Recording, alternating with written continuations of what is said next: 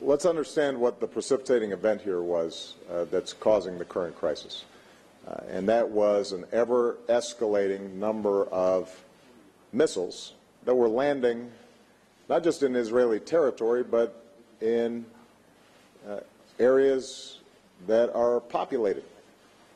And there's no country on earth that would tolerate missiles raining down on its citizens from outside its borders. So we are fully supportive of Israel's right to defend itself from missiles landing on people's homes and workplaces and potentially killing civilians. And we will continue to support Israel's right to defend itself.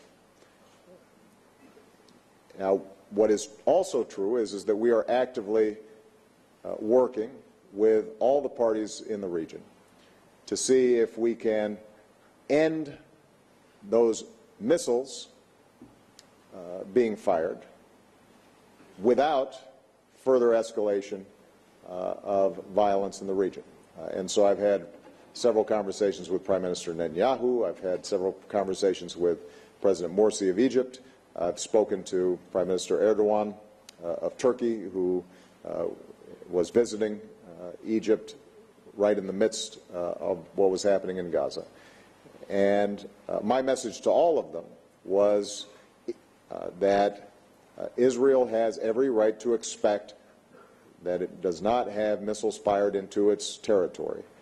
If that can be accomplished without a ramping up of military activity in Gaza, that's preferable. That's not just preferable for the people of Gaza, it's also preferable for Israelis, because if Israeli troops are in Gaza, they're much more at risk of incurring fatalities or being wounded.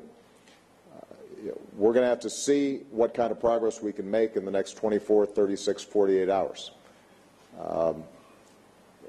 But what I've said to President Morsi and Prime Minister Erdogan is that those who champion the cause of the Palestinians should recognize that if we see a further escalation of the situation in Gaza, then the likelihood of us getting back on any kind of peace track that leads to a two-state solution is going to be pushed off way into the future.